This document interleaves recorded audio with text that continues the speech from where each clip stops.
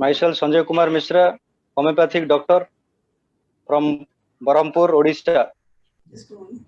तो आज बहुत कुछ डिस्कशन होने वाला है हेल्थ के बारे में। तो today is the art of medicine consist in entertaining the patient but nature cures the illness. Nature means today is the Nutrilite बारे में बात करेंगे, तो उसमें बहुत कुछ मिलेगा, आपको ध्यान दे के सुनना चाहिए। तो ओके, थैंक यू, बेस्ट। बोला है जी, अब शंकर जी ने बात कर ली। मैंने 35 साल 3.5 महीने मिनिस्ट्री ऑफ आयुष में गवर्नमेंट ऑफ इंडिया के लिए काम किया है और फिलहाल मैं एडमिंटन में हूँ, कनाडा में। और आज की मीटिंग के लिए बहुत एक्साइटेड हूँ दोस्तों मैं, क्योंकि हमारे ग्रेट अपलाइन ने हमें मौका दिया है आप सबके साथ बात करने का और बहुत कुछ सीखने का। जो कल मीटिंग थी उससे बहुत कुछ सीखा हमने और आज भी हम एक दूसरे से बहुत कुछ सीखेंगे और जानेंगे। और सबसे बड़ी अच्छी बात यह है कि हम लोग सिकनेस इंडस्ट्री से वेलनेस इंडस्ट्री की तरफ जा रहे हैं। जैसे डॉक्टर विमल बता रहे थे, तो वी आर वेरी फॉर्चुनेट है हम कि हमें प्लेटफॉर्म मिल रहा है आप सबसे बात करने का। Thank you so much sir, thank you. Agra से हूं मैं और as a skin specialist practice करता हूं और साथ ही साथ जो है एज ए प्रोफेसर के पद पर जो है S N medical college of skin department से जुड़ा हूं और एमबे और न्यूट्रलाइट से जुड़े हुए करीब 8-10 साल मेरे को हो गया है। बहुत ही अच्छा एक्सपीरियंस रहा है। बाकी जब पैनल डिस्कशन में हम लोग डिस्कस करेंगे। चलिए, बहुत बढ़िया।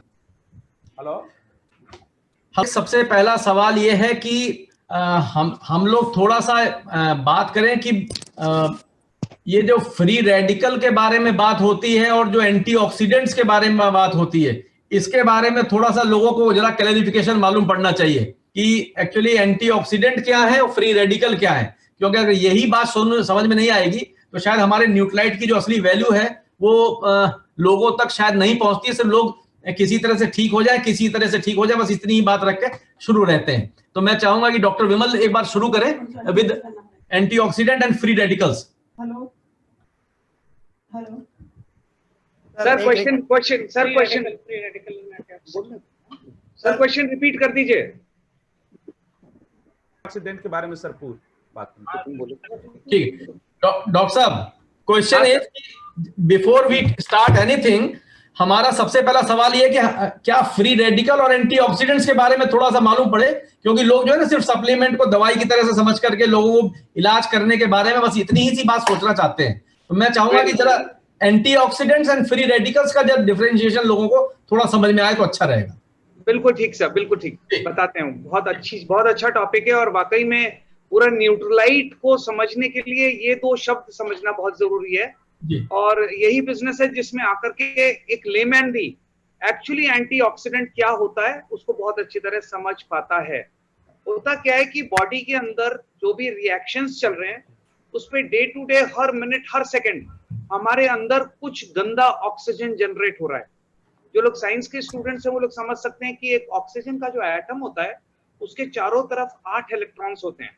अगर किसी भी कारण से एक इलेक्ट्रॉन वहां से लूज हो जाए और 7 इलेक्ट्रॉन्स रह जाएं, तो ये जो प्यासा ऑक्सीजन का एटम है इसका नाम फ्री रेडिकल है। और इसका काम क्या होता है?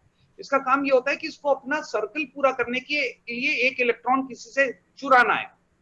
तो वो बॉडी के जिस टिश्यू से भी उसको चुराता है उस बॉडी के उस सेल को डैमेज करना शुरू कर देता है और ये एक चेन रिएक्शन हो जाता है उस सेल के बाद उस ऑर्गन को डैमेज करने का, और इसीलिए वो बीमारियां होती चली जाती हैं। सबसे पहले ये फ्री रेडिकल का कंसेप्ट जो वर्ल्ड में लाए थे वो न्यूट्रलाइट के फादर डॉक्टर कार्ल रेनबॉग लाए थे आज से 100 साल पहले, जब चाइना में रहते थे। और उन्होंने जब देखा था कि गांव का आदमी शहर के आदमी से ज्यादा स्ट्रांग है तो वो देखते थे करता क्या है, वो ये देखते थे खुलिया में रहता है, जब भूख लगती है अपने खेतों में से गाजर, मूली, टमाटर, बैंगन तोड़ के खा जाता है। तो वो 9 साल तक पेड़ पौधों पर रिसर्च करते रहे, क्योंकि उनको एक चीज समझ में आई कि इन फल सब्जियों में जरूर कोई ऐसी शक्ति विद्यमान है जिसको आदमी बिना बासी करे, बिना पकाए खाएगा तो शक्ति मिलेगी। तो रिसर्च करते करते उन्होंने एक चीज उसके अंदर से निकाली जिसका नाम उन्होंने रखा फाइटोन्यूट्रिएंट। फाइटोन्यूट्रिएंट वो चीज थी जो पेड़ों को कलर देती थी और पेड़ों को डिफेंस मैकेनिज्म देती थी। और इंसान जब उसको खाता था तो जाने अनजाने वो एंटीऑक्सीडेंट्स खा रहा था और अपने आप को बुढ़ापे बीमारी से बचाता चला रहा था, जिसको 100 साल पहले उन्होंने ढूंढ करके बताया दुनिया को कि ये फ्री रेडिकल है और ये फल फ्रूट सब्जी के अंदर जो कलरिंग एजेंट्स हैं ये सारे एंटीऑक्सीडेंट्स हैं। और न्यूट्रलाइट, वी आर ग्लैड कि न्यूट्रलाइट के अंदर वो सारे फाइटोन्यूट्रिएंट्स मौजूद हैं जो बॉडी को एंटीऑक्सीडेंट प्रॉपर्टी देते हैं। Thank you sir, thank you, so nice of you. इसके बाद मैं जरा थोड़ा सा ये भी पूछना पसंद करूंगा कि प्लांट एक्सट्रैक्ट्स और केमिकली डिजाइन सप्लीमेंट्स, क्योंकि हम लोग बार बार एमवे में बहुत सारे प्लांट के एक्सट्रैक्ट्स के बारे में बात करते हैं और इधर जो है वो सेम केमिकल नेम्स जो है वो हमारे कहीं ना कहीं इधर सप्लीमेंट्स में इधर भी होते हैं। मतलब दोनों में अगर लेमैन देखेगा तो समझ में नहीं आएगा, लेकिन इन दोनों का थोड़ा सा डिफरेंशिएशन अगर आप बताएं तो बहुत अच्छा हो सकता है। सिंथेटिक विटामिन जो लैबोरेटरी में सिंथेसाइज किए जा सकते हैं वो बॉडी पे गुड इफेक्ट थोड़ा देंगे लेकिन बैड इफेक्ट भी दे देंगे, क्योंकि उनको काम करने के लिए कुछ फाइटोफैक्टर्स, फाइटोन्यूट्रिएंट्स की जरूरत होती है ताकि वो अपने एक्शन को पूरा कर सकें। तो मार्केट का जितना भी सप्लीमेंट आता है सिंथेटिक जो होता है वो इनकम्प्लीट होता है। इनफैक्ट कोई भी कंपनी हिम्मत नहीं करती है न्यूट्रलाइट की तरह अपने नेचुरल इंग्रेडिएंट्स में से अपने सप्लीमेंट्स को बनाने का, क्योंकि वो प्रोसेस बहुत महंगा होता है, उसमें यील्ड बहुत कम होती है, उसमें पैसा बहुत लगता है, उसके रिसर्च और उसके बार बार जो उसकी टेस्टिंग होती है उसमें बहुत पैसा खर्च होता है और कोई भी कंपनी हिम्मत नहीं करती उसको बनाने के लिए। फर्क मेनली एक ही है, फर्क ये है, जैसे एग्जांपल लेते विटामिन सी का। विटामिन सी मार्केट में जो भी मिलती है हर टैबलेट पे लिखा है each tablet contains 500 milligram of ascorbic acid, और एस्कॉर्बिक एसिड एक इनकम्प्लीट विटामिन सी है। अगर विटामिन सी का क्रोमैटोग्राफी जो एम्बे की लैब्स में होता है, न्यूक्लियाइड की लैब्स में होता है, जो पब्लिश भी हो चुका है, जिसके लिए पब्लिश्ड पेपर्स भी हैं, उसमें ये पता चला क्रोमैटोग्राफी के द्वारा कि एसिरोला चेरी या कोई भी फ्रूट में से जब हम विटामिन सी एक्सट्रैक्ट करते हैं उसकी पेपर क्रोमैटोग्राफी करते हैं तो उसमें 8 स्पाइक्स आते हैं, और जब बाजार की टैबलेट का हम करते हैं तो एक ही स्पाइक आता है। ये साबित करता है कि हमारे विटामिन सी में एस्कॉर्बिक एसिड के अलावा बायोफ्लेवोनॉइड्स और नेचुरल अकरिंग फाइटोन्यूट्रिएंट्स हैं जो विटामिन सी के एक्शन को हजारों गुना बढ़ा देते हैं, और इसीलिए हमारा विटामिन सी औरों के विटामिन सी से बहुत अच्छी तरह काम करता है। ये मैंने एक एग्जांपल दिया और इसी से साबित हो जाता है कि एक नेचुरल विटामिन और एक सिंथेटिक विटामिन में फर्क क्या। हाँ डॉक्टर तृप्ति, मैं थोड़ा कुछ ऐड करूंगी इसमें कि फाइटोन्यूट्रिएंट और विटामिन्स एक लॉक एंड की तरह, ताले और चाबी की तरह है। तो जिस तरह चाबी में बहुत सारे क्या बोलते हैं वो कट्स होते हैं और उसी से ही वो ताला खुलता है, लीवर्स होते हैं। तो वो जो एक सिंथेटिक विटामिन होता है उसमें ये समझिए कि एक ही लीवर है, और जब आप उसमें फाइटोन्यूट्रिएंट मिलाते हैं तो उसमें मल्टीपल लीवर मतलब ऐड हो जाते हैं, तब वो ताला खुल पाता है। तो जब हम सिंथेटिक विटामिन लेते हैं कोई भी मार्केट का जिसमें फाइटोन्यूट्रिएंट नहीं है, तो हमारे बॉडी में एक लेवल तक जाके काम करेगा, क्योंकि हमारे बॉडी में जिस सब्जी से या जिस अनाज से जो फाइटोन्यूट्रिएंट थोड़ा बहुत मिल रहा है तो थोड़ा काम करेगा। और इसीलिए जब भी सिंथेटिक विटामिन लेते हैं तो कुछ दिन तक लगता है कि हाँ उसका असर आया है, और फिर उसका असर आना बंद हो जाता है। फॉर एग्जाम्पल अगर बोले तो कुछ लोग बीकासूल खाते हैं तो कहते हैं हाँ कुछ दिन तक तो लगा कि अच्छा हमें लग रहा है, पर उसके बाद लगा कि नहीं बेकार है, कोई फायदा नहीं हो रहा है। वही रीजन है कि क्योंकि उसमें बायोफ्लेवोनॉइड्स या फाइटोन्यूट्रिएंट्स नहीं है, और बॉडी का जो जितना फाइटोन्यूट्रिएंट था वो अब खत्म हो चुका है। तो जब भी विटामिन लेते हैं तो अगर उसके साथ फाइटोन्यूट्रिएंट नहीं है तो बेकार है लेना। और हम प्राउड फील करते हैं कि न्यूक्लियाइड जो है विटामिन्स के साथ में या मिनरल्स के साथ में वो फाइटोन्यूट्रिएंट ऐड करता है, जिससे उसकी पोटेंसी और उसकी एफिकेसी जो है कई गुना बढ़ जाती है। ओवर जो सिंथेटिक होता है और जो या नेचुरल होता है। of Nutrilite in prevention of cancer पहला, and दूसरा if somebody has first and second stage of cancer what supplement we can recommend and the benefits।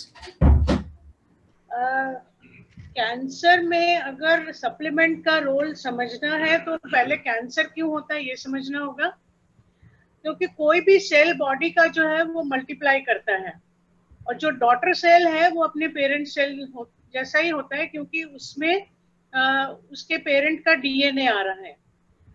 तो कोई भी चीज जो उस डीएनए को चेंज करेगी वो चीज म्यूटेशन कहलाती है, और म्यूटेशन होने पे कई बार कैंसर तो नहीं होगा लेकिन एक तरह का ट्यूमर हो जाएगा। अब ट्यूमर और कैंसर में फर्क ये है कि ट्यूमर जो है अपनी जगह पे बना रहता है और कैंसर जो है अपनी जगह से फैलता है, उसका न्यूट्रिशन रिक्वायरमेंट ज्यादा है और उसकी ग्रोथ जो है कई गुना ज्यादा है, इसीलिए उसको कैंसर कहा गया है। और हमारे बॉडी में कुछ इस तरह के सेल्स होते हैं जिनको कहते हैं नेचुरल किलर सेल्स, ये सबकी बॉडी में होते हैं।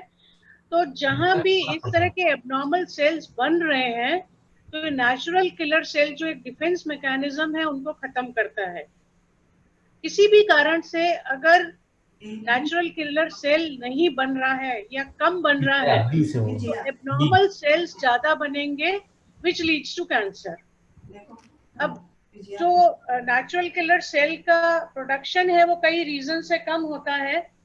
एक तो जैसे जेनेटिक है, स्मोकिंग है,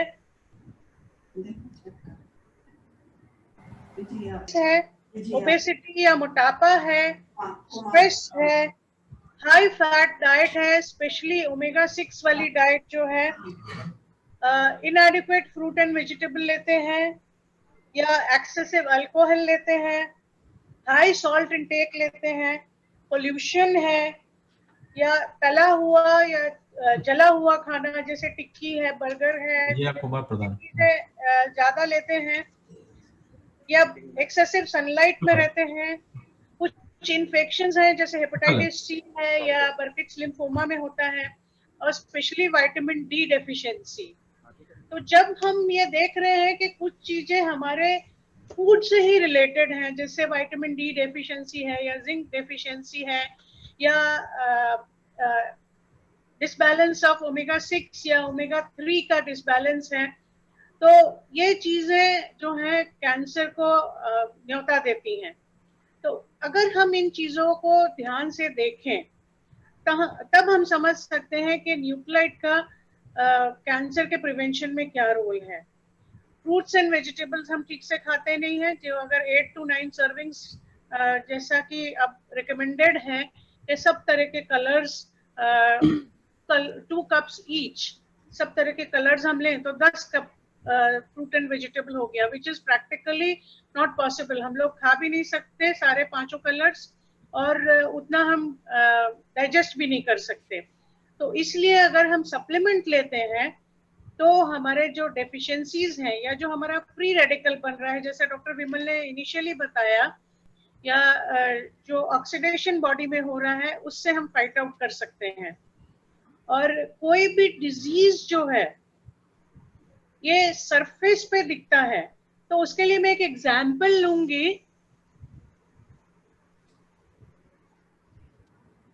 ये एक ग्रास का एग्जाम्पल मैं लेती हूँ।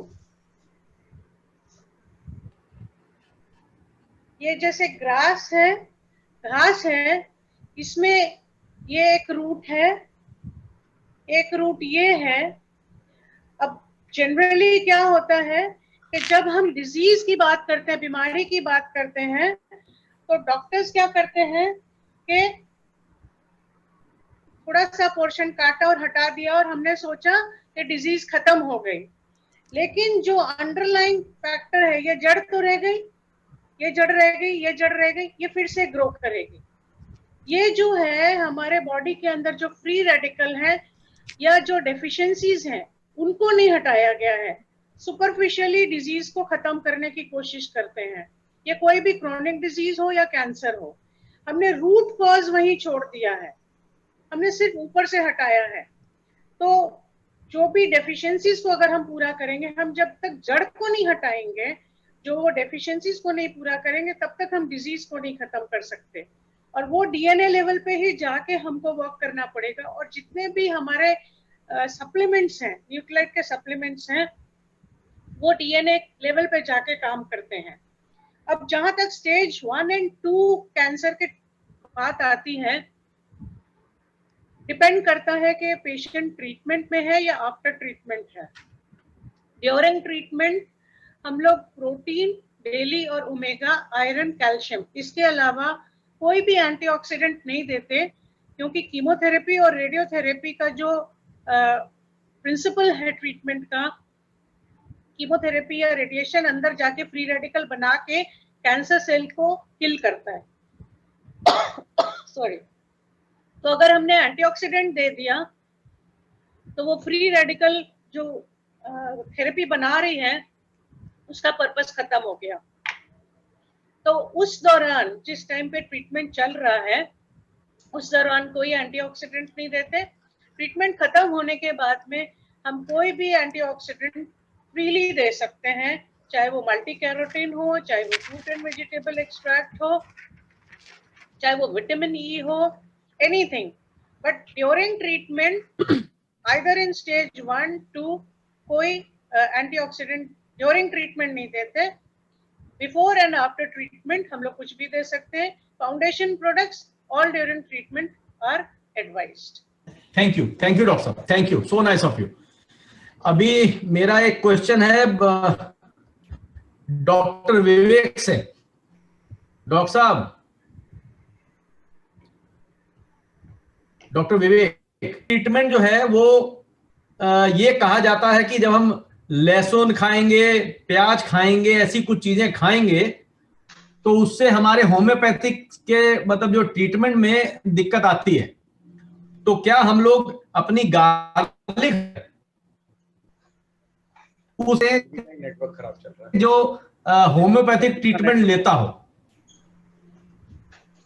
सर बड़ा अच्छा क्वेश्चन है और ये बहुत ही पुराना मिथ है। एक्चुअल में जब होम्योपैथी का स्टार्टिंग हुआ है तो लगभग 250 साल से ज्यादा हो चुके हैं। और होम्योपैथिक जो दी जाती है बेसिकली वो टंग के द्वारा दी जाती है, क्योंकि शुगर पिल्स होती है और उसमें मेडिसिन से उनको डालते हैं और प्रिजर्व हो जाती है मेडिसिन शुगर पिल्स में जाके, जो शुगर की बनी हुई होती है।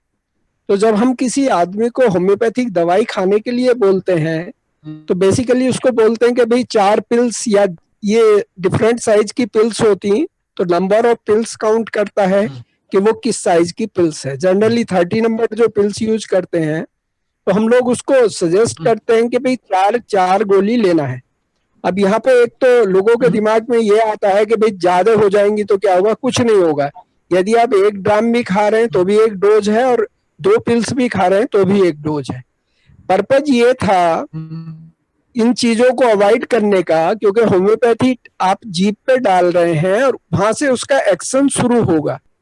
तो यदि बहुत तीखी स्मेल आपके मुंह में है, चाहे वो लहसुन की हो, प्याज की हो, कॉफी की हो या किसी भी चीज की हो, मिंट की हो, हींग की हो, ये बहुत तीखी स्मेल की चीजें हैं जिनका बहुत देर तक हमारे मुंह में इफेक्ट रहता है। तो जब हम होम्योपैथी लेते हैं तो उनका इफेक्ट कम कर देती है वो, या ये माना जाता था कि उसको खत्म कर देती है। इसीलिए जब होम्योपैथी दवाई खाने को कहा जाता है तो ये कहा जाता है कि आधा घंटा पहले और आधा घंटा बाद कुछ ना लें और टंग पे डाल के उनको चूस लें आप दवाई को। और कभी भी होम्योपैथिक दवाई हाथ से नहीं छूनी चाहिए, क्योंकि अल्कोहल में बनती है, मीडिया अल्कोहल है। एक तो हमारे हाथ में गंदा होता है, हमेशा हाथ साफ नहीं होता। दूसरे, जब स्किन पे अल्कोहल जाएगा तो कुछ मेडिसिन का अंश हमारे हाथ में चला जाएगा, वो प्रॉपर फायदा नहीं करेगी। अब क्वेश्चन ये है कि क्या उसको गार्लिक हर्ट केयर दिया जा सकता है। हमारा जो गार्लिक हर्ट केयर डिजाइन किया गया है, जो एंट्री कोटिंग है उसकी, वो तो जाके खुलती स्मॉल इंटेस्टाइन में है, तो उसका मुंह से तो कोई रिलेशन है नहीं है। तो इसलिए उस होम्योपैथिक ट्रीटमेंट में और गार्लिक हर्ट केयर में कोई रिलेशन ही नहीं होता, और दोनों के पर्पज अलग अलग है। इसलिए आप फ्रीली किसी को भी दे सकते हैं। और दूसरी चीज ये मैं कहना चाहूंगा, जो आज का युग है, यदि आपकी मेडिसिन सही ढंग से सिलेक्शन है, टोटलिटी ऑफ सिम्टम पे आपका सिलेक्शन है मेडिसिन का, तो आप चाहे लहसुन खाइए चाहे प्याज खाइए, और होम्योपैथिक मेडिसिन तो एक्शन करेगी यदि सही मेडिसिन का सिलेक्शन है। Thank you sir. Thank you sir, thank you. Doctor Vivek, आपके लिए क्वेश्चन है। डॉक्टर साहब आवाज आ रही है ना? हाँ हाँ बिल्कुल सर। आपकी आवाज कम आ रही है लेकिन।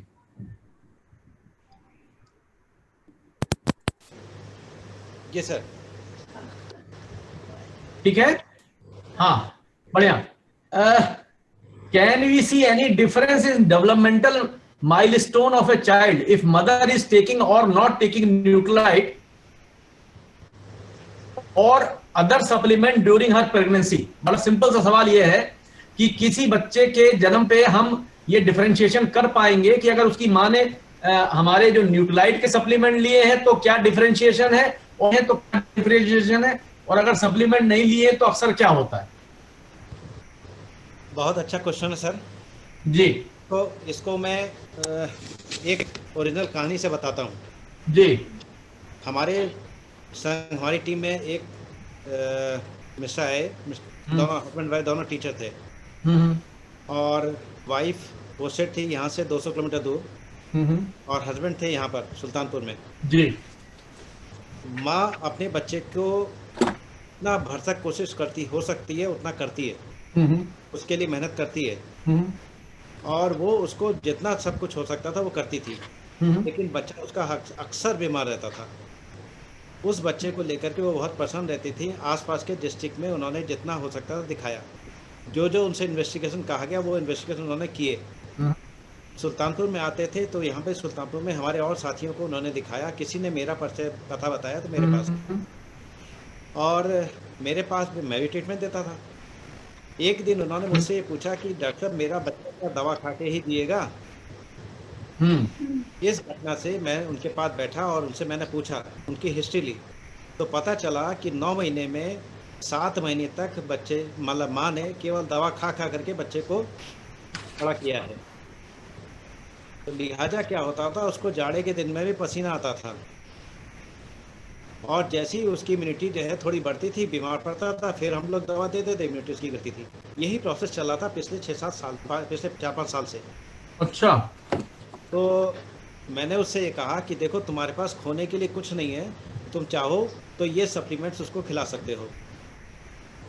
उन्होंने मेरी बात को माना और 4-5 सप्लीमेंट्स मैंने दिए थे, और करीब 10 दिन के अंदर ही उनको उसको अंतर समझ में आने लगा,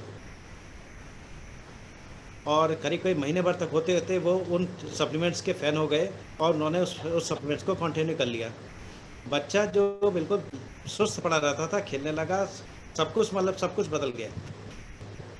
उसके बाद जब बच्चे को सेकंड बच्चे के बारे में उन्होंने कहा, प्लान किया, उन्होंने मुझसे पूछा कि डॉक्टर साहब ये बताइए कि मैं अस्पताल में दिखाऊं या जो मैं ये सप्लीमेंट्स खिला रहा हूं इसको ही खिलाऊं?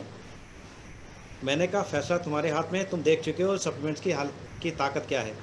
उन्होंने हमारी बात मानी, और पूरे 9 महीने में उन्होंने केवल अपने न्यूट्रिलाइट के सप्लीमेंट्स खिलाए, जिसके अंदर प्रोटीन, सल्मन, आयरन, कैल्शियम थे।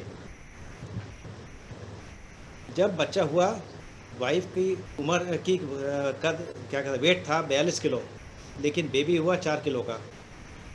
बहुत बढ़िया था। क्योंकि ट्रीटिंग पर्सन मैं ही था, 6 महीने तक बच्चे को मैंने रोते नहीं देखा है। और अब इस घटना को बीते हुए कई साल हो चुके हैं, दोनों बच्चों में अंतर मैं अब भी देख सकता हूँ। छोटा बच्चा जितना चंचल है, जितना स्मार्ट है और जितना शार्प माइंडेड है, बड़ा बच्चा उतना नहीं है। ये है बिल्कुल प्रत्यक्ष उदाहरण। और इस चीज़ को फिर लेकर के मैंने और बच्चों में भी ट्राई किया। कई लोगों को ये बताया कि आप जो है चाहो तो ये ले लो, चाहो तो ये सप्लीमेंट्स खिलाओ। और जिसने मेरी बात को माना है, सप्लीमेंट्स के को दिया है अपने प्रेगनेंसी में, वो आज भी मेरे से बहुत ही अटैचमेंट रखते हैं। वो ये कहते हैं कि आपकी वजह से हमारे बच्चे के अंदर बहुत परिवर्तन आया है। Thank you. Over. Thank you doctor साहब, thank you, so nice of you. अभी एक सवाल है सर, मैं एक चीज करूं इसमें? हाँ बोलिए। हाँ सर, मैं ये कहना चाहूंगा, मैं कनाडा में हूँ और मैंने यहाँ देखा है बिटिया का जो प्रेस्क्रिप्शन था, सप्लीमेंट की बात कर रहा हूँ मैं, तो यहाँ पे आफ्टर डिलीवरी भी वो लोग सप्लीमेंटेशन करते हैं। हमारे यहाँ तो केवल डिलीवरी के पहले ही जो देते सप्लीमेंट, जो भी सिंथेटिक देते हैं, क्योंकि पहले वही कॉन्सेप्ट था। न्यूट्रीलाइट के कारण ही हम जान पाए नेचुरल सप्लीमेंट भी होते हैं। मगर यहाँ मैं देख रहा हूँ कि वो लोग आफ्टर डिलीवरी के बाद भी सप्लीमेंट देते हैं, और छोटे बच्चे को फ्रॉम डे 1 से वो लोग यहाँ पे विटामिन डी एडिशनल देते हैं। ये मैं देख रहा हूँ यहाँ। अच्छा जी, thank you sir, thank you. Doctor Sanjay, if the patient is taking alpha in homeopathic, what should be the dose of Nutralite alpha calcium? क्योंकि दोनों रिजेम्बलेंस है अल्फा। तो अल्फा में भी तो विटामिन है, लेकिन वो उसमें पोटेंटाइज नहीं है, क्योंकि मेडिसिन वो हमारा डेसिमल और सेंटिसिमल और पोटेंसी के बारे में, वो डेसिमल बारे में अप्लाई करते हैं, और मिलिस्मल पोटेंसी आज की डेट में होम्योपैथी मिलिस्मल आ गया है। तो जो chronic disease, blood disease, free radical ज्यादा बढ़ जाता है तो लीड टू क्रोनिक डिजीज। इसमें मिलिस्मल पोटेंसी के साथ साथ हम कुछ जो लोग चाहते हैं कुछ मिल्क वगैरह और हॉर्लिक्स वगैरह ऐसे देते हैं। उसके अलावा हम उनको कुछ कार्बोहाइड्रेट को स्ट्रॉन्ग करने के लिए, बॉडी में एनर्जी क्रिएट करने के लिए माल्टोज और अल्फा सिरप को अल्फा डायरेक्टली देते हैं। लेकिन उनका अल्टरनेटिव हमारा साथ तो एसेंशियल एमिनो एसिड आ गया, तो उसके अल्टरनेट हमें प्रोटीन दे सकते हैं। तो अल्फा जैसे हमारा उसमें कुछ विटामिन है, तो उसके साथ हमारा प्रोटीन के साथ न्यूट्रीलाइट डेली भी दे सकते हैं। तो इसमें अल्फा भी है। तो क्योंकि इसमें हमारा जो जड़ है, रूट को लेकर हमारा ये विटामिन मिनरल, तो हमारा सप्लीमेंट यहाँ से डायरेक्टली हमारा ब्लड में ऑब्जर्व हो जाता है। तो अल्फा की तरह वो काम करता है, हमारा इम्यूनिटी पावर को ग्रो करता है। जैसे कि हमारा आरएनए मैसेंजर और डीएनए हमारा प्रोटीन सिंथेसिस करता है फाइनली। तो हमारा इम्यूनिटी पावर को ग्रो करने के लिए, ज्यादा बढ़ाने के लिए, तो जो डिजीज सप्रेस विदाउट सप्रेस वो क्यूर होने के लिए, तो ऐसे हम अप्लाई करते हैं। उसके अलावा हम न्यूट्रीलाइट प्रोटीन दे सकते हैं, क्योंकि हमारा जो नॉन एसेंशियल एमिनो एसिड है, अलाइन, आर्जिनाइन और एस्पेराइन, ऐसे ही हमारा 12 नॉन एसेंशियल है, लेकिन हम एसेंशियल 9 एमिनो एसिड देना चाहिए।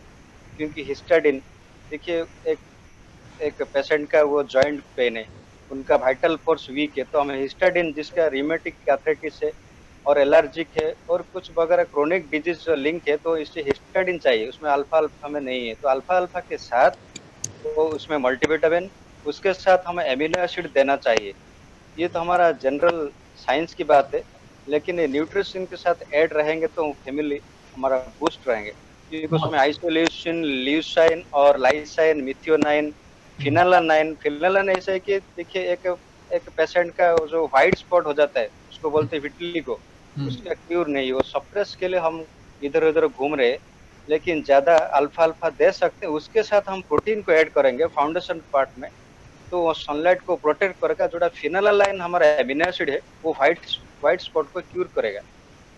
तो बहुत कुछ हमारा एमिनो एसिड जो 9 एसेंशियल एमिनो एसिड के साथ हमारा 12 नॉन एसेंशियल एमिनो एसिड हमारा बॉडी जो क्रिएट करता है, तो मिल जाए तो हमारा बॉडी में वाइटल फोर्स क्रिएट करेगा, वो डिजीज के अगेंस्ट फाइट करेगा और क्यूर की तरह हम जा सकते हैं। बहुत बढ़िया, थैंक यू डॉक्टर साहब। Sir, can I add something? जी सर, जो आपका क्वेश्चन ये था कि क्या अल्फा के साथ कैल्शियम दिया जा सकता है? अल्फा कैल्शियम, हाँ, अल्फा कैल्शियम, उसका नाम उन्होंने पहले कैलमेक डी था, फिर अल्फा कैल्शियम में कन्वर्ट कर दिया उसको।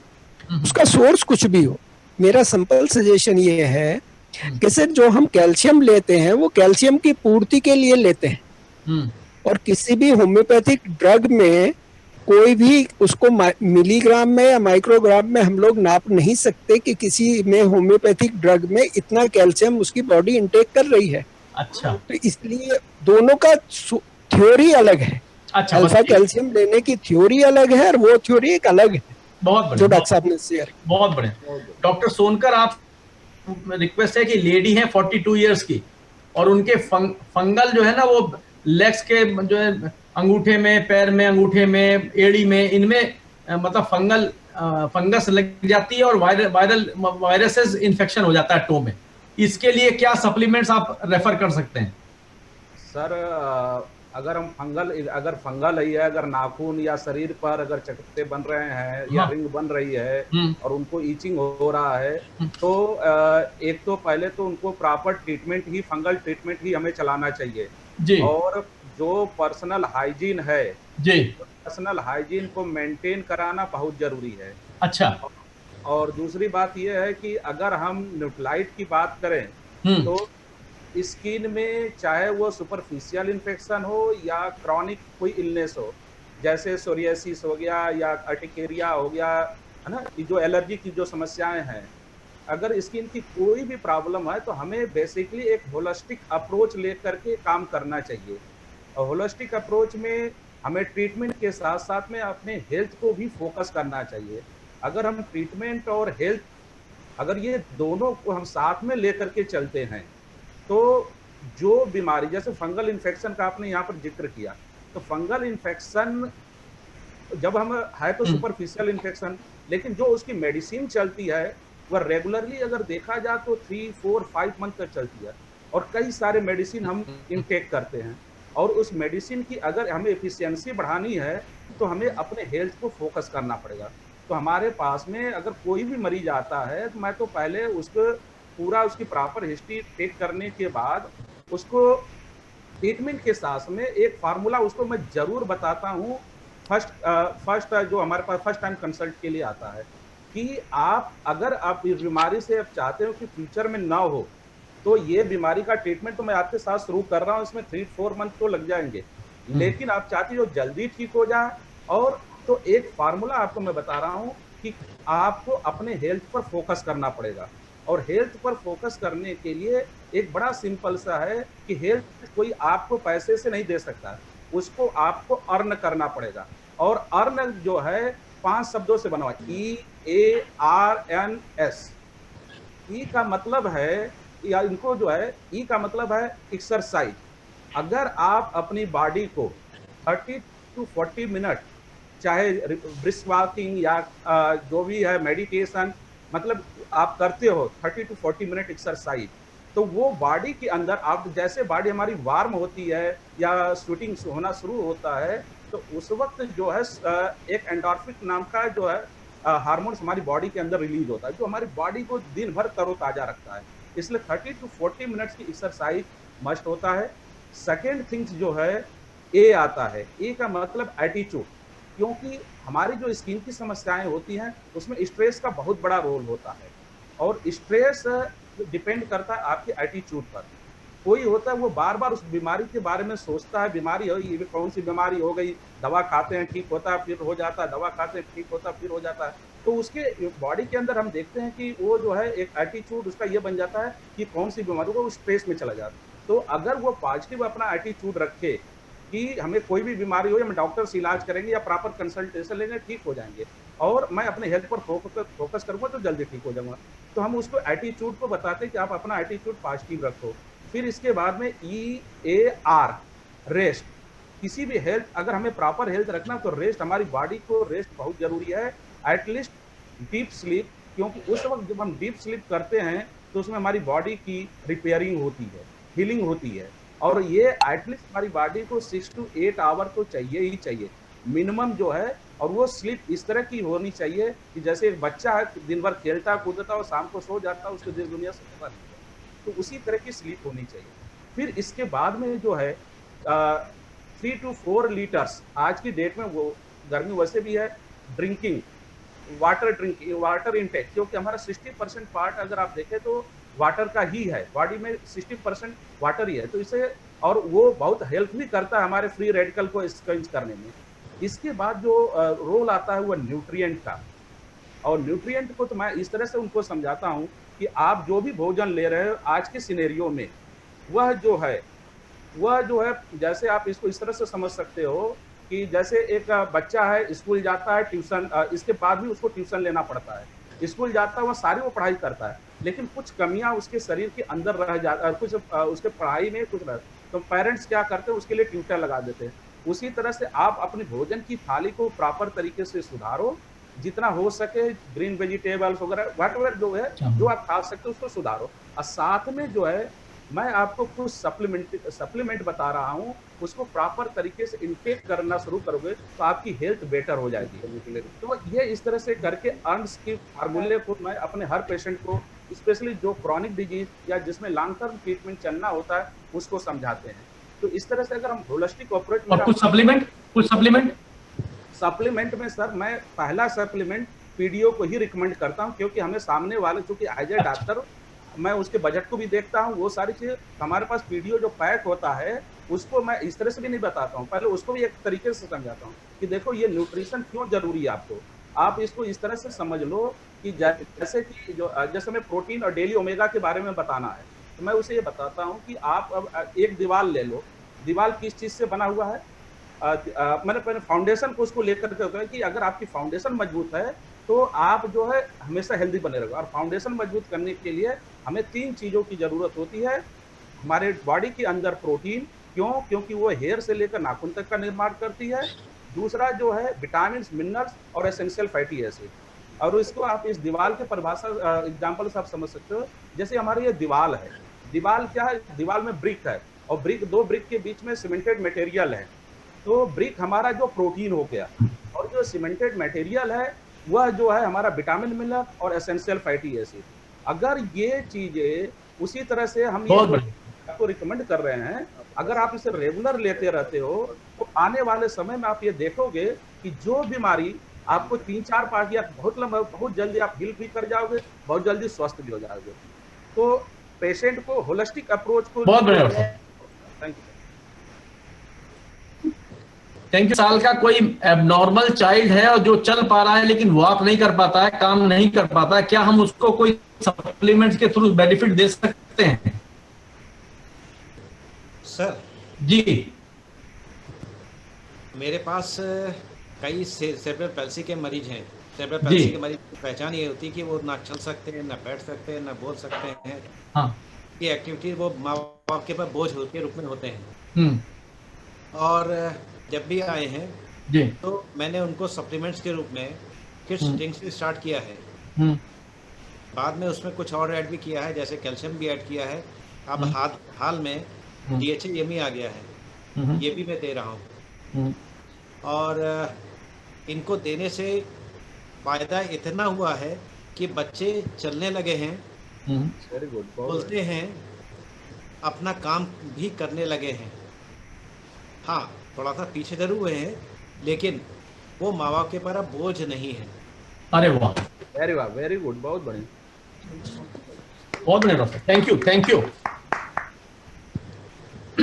अगर कोई बच्चा जो है वो गिलिस्टर ले रहा है और कोई दूसरा बच्चा नहीं ले रहा है, इन दोनों में क्या बेसिक डिफरेंस रहेगा? क्योंकि मंजन तो मंजन है। हाँ, बिल्कुल सही बात है। ये सवाल जो है मैंने कई डॉक्टर से पूछा, जो मेरे साथ डॉक्टर हैं जी, का ये कहना था कि पेस्ट होता है, कोई सा भी करो, सब एक जैसे होते हैं। लेकिन जब से हमने इसकी ट्रेनिंग लेनी चालू की है, उस ट्रेनिंग से हमको पता चला कि डेफिनेटली हमारी चीज़ है। उसके अंदर हमारे इसमें पेस्ट में टीएम का इस्तेमाल किया गया है। दूसरा, इसमें रेमनेंट एक पेटेंट प्रोडक्ट है इनका, उसका इस्तेमाल किया गया है, जिसकी वजह से जो बच्चों के दांत में केरीज होती है वो केरीज नहीं लग पाती है, या लगती है तो काफ़ी देर में आती है कंपैरेटिवली। अच्छा, कंपैरिजन करेंगे तो काफ़ी देर में आती है। मैंने और दांत के डॉक्टर से पूछा कि ये कब हमको इस्तेमाल करना चाहिए। कुछ का ये कहना था कि 6 साल के बाद से पेस्ट देना चाहिए। कुछ का कहना था कि दांत जब निकलने लगे, बच्चा खाने लगे तब देना चाहिए। ठीक है, लेकिन मेरा ये कहना है कि आप ग्लिस्टर देते हो, ग्लिस्टर क्योंकि अभी हाल में आया है, लेकिन जब भी दोगे आप तो उसको दोनों टाइम ही देना होता है, कराना दोनों टाइम ही होता है, सुबह भी और रात को भी। मेरा पर्सनल एक्सपीरियंस ये है कि किट्स जो है ग्लिस्टर किट, ये औरों के मुकाबले बेहतर है आप उन केरीज के को कंट्रोल करने में। बहुत बढ़िया डॉक्टर साहब, थैंक यू।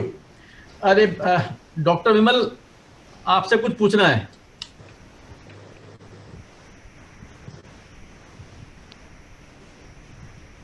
अनम्यूट करेंगे सर। यह है कि अगर मैं किसी से बात करता हूं और मैं, आवाज नहीं आ रही सर। सवाल यह है कि जैसे मैं किसी से बात करता हूं और मुझे कोई सप्लीमेंट्स बताता है तो मैं तुरंत ये बोलता हूं कि मैं जरा डॉक्टर से पूछ के बताऊंगा, पहला सवाल। और दूसरा ये है कि अगर मैं कुछ सप्लीमेंट्स ले रहा हूं और बाई चांस कोई बीमारी हो जाए, कोई बात हो जाए, तो जब मैं किसी डॉक्टर साहब के पास जाता हूं तो कहते हैं देखो ये सब उल्टी सीधी चीज लेना बंद कर दो और जो मैं दवाइयां लिख रहा हूं बस उस पर आ जाओ। इन दो सवालों के जवाब अगर मिल जाए तो बड़ी मेहरबानी। पहले का तो जो अप्रोच है पहले वाली बात का, वो अप्रोच इस तरह है कि जिसको हम न्यूट्रलाइट प्रमोट करते हैं या देना चाहते हैं, उसको जैसे मैं मार्केट की मेडिसिन देता हूँ ऐसे दूंगा तो एक्सेप्ट नहीं होगी, क्योंकि प्रेस्क्रिप्शन पे आप एंटीबायोटिक लिख दो, पेन किलर लिख दो, बाजार का विकासफुल लिख दो तो वो आंख बन के खरीद लेता है। लेकिन क्योंकि हमारी कॉस्टिंग में बहुत फर्क है, हमारे पैकेजिंग में बहुत फर्क है, और क्योंकि वो हमें अपने पास से ही देना है, तो अगर हम उसको एक शॉर्ट का with in 1 minute health plan बताएंगे और डिफरेंस उसी में बता देंगे कि मार्केट में और इसमें फर्क क्या है और इसमें क्वालिटी क्या है, जो बाकी डॉक्टर्स को नहीं मालूम होती है, इसीलिए वो मार्केट का 2-4 रुपए वाला ही लिखते हैं और ये 17 रुपए का न्यूक्लियाइड डेली नहीं लिखते, जबकि मार्केट में महंगे महंगे भी आते हैं। अगर हमारा अप्रोच उसको समझाने का स्टार्टिंग से ही सही तरीका का होगा तो उसका ब्रेन वॉश ये हो जाएगा साथ में कि उसे अपने डॉक्टर से नहीं पूछना है, क्योंकि ये बात तो पक्की है कि उसका डॉक्टर उसको अलाउ नहीं करेगा, ये बात तो श्योर है। तो उसका अप्रोच ही हमारे को देते समय ये होना चाहिए कि वो इस फेथ में आ जाए कि एक यूनिक चीज है और इसको लेने में कतई नुकसान नहीं है। जैसे कोई फ्रूट्स लेते हैं या बनाना लेते हैं या बादाम लेते हैं या कोई भी चीज लेते हैं, उसके लिए बात बात पे हम डॉक्टर से नहीं पूछते हैं, क्योंकि डॉक्टर को जाकर के वो समझा ही नहीं पाएगा कि मैं ये इस कॉस्ट की चीज, कॉस्ट इफेक्टिव चीज काय के लिए ले रहा हूँ। और दूसरे का जवाब ये है कि कोई न्यूक्लियाइड अगर ले रहा है और उसके साथ उसको वायरल फीवर हो गया या खांसी हो गई, तो मैं तो ये कहूंगा कि उस न्यूक्लियाइड की मात्रा को बल्कि बढ़ाना जरूरी है। क्यों? क्योंकि उसमें अगर हम विटामिन सी बढ़ा देते हैं या खांसी से हमारा एक्नेशिया बढ़ा देते हैं तो हमारा वो पीरियड और वो सीवियरिटी ऑफ डिजीज और अच्छी तरह कंट्रोल हो जाती है। और यहाँ पर भी फिर ये प्रश्न आता है कि जब मेरा दूसरे डॉक्टर का पर्चा चल रहा है और उसमें उसने मुझे 5 दवाइयां लिखी हुई हैं, तो क्या मैं उससे जाके ये पूछूं? तो हमारा समझाना तो उसको यही होता है कि ये पूछना तुम्हारे लिए बिल्कुल अनुचित रहेगा, इसको लेने से तुम्हें एक्स्ट्रा बेनिफिट मिलेगा, तुम्हारी बीमारी बेटर कंट्रोल होगी। और ये चीज लोगों ने भी महसूस किया कि जब उन्होंने कहना नहीं माना या मान लो उन्होंने न्यूक्लियाइड ली और सिर्फ पर्चे की दवाइयां ली, तो उनको साइड इफेक्ट्स भी ज्यादा हुए, उनको वीकनेस भी ज्यादा आई और अल्टीमेटली बीमारी भी देर तक चली। तो अप्रोच हमारा इस तरह हो कि हम न्यूक्लियाइड की वैल्यू को समझाते हुए अगर हम प्रमोट करेंगे तो आपका जो भी कस्टमर है वो उसको ठीक से एक्सेप्ट करने के चांसेस उसके बढ़ जाएंगे। मैं इसमें एक चीज ऐड करूंगी जी। एज डिस्ट्रीब्यूटर्स जब भी हम न्यूक्लियाइड की बात करते हैं तो हम किसी डॉक्टर को चैलेंज नहीं कर रहे हैं।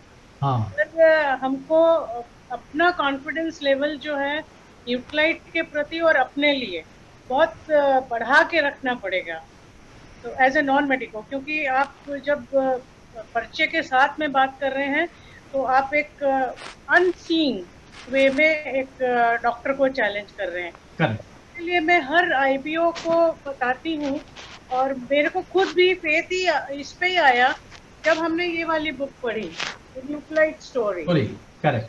तो हर आईपीओ को एक तो ये पढ़ना, एक क्या आपका डॉक्टर पोषक तत्वों के बारे में जानता है, और एक ये बुक डॉक्टर ड्यूक जॉनसन की ऑप्टिमल हेल्थ। जी जी।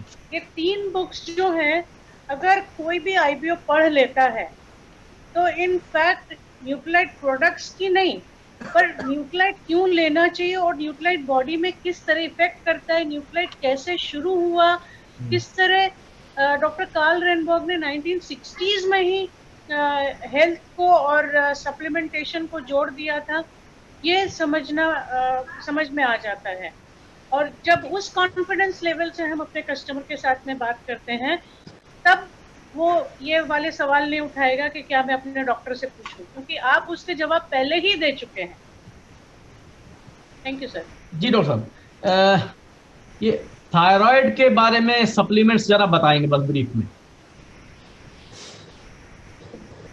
थायराइड सर जी देखिए सर, थायराइड की एक छोटी सी टैबलेट आती है जो ब्लड रिपोर्ट बोलती है उस हिसाब से उसको 25 मिलीग्राम, 50, 75, 100, 300 मिलीग्राम तक दिया जाता है। वो तो मस्ट है। कई लोग ये गलतफहमी में होते हैं कि न्यूट्रलाइट अगर हम दे देंगे तो हमारे को डायबिटीज की और थायराइड की सब की दवाई हट जाएगी, हमारी छूट जाएगी क्या।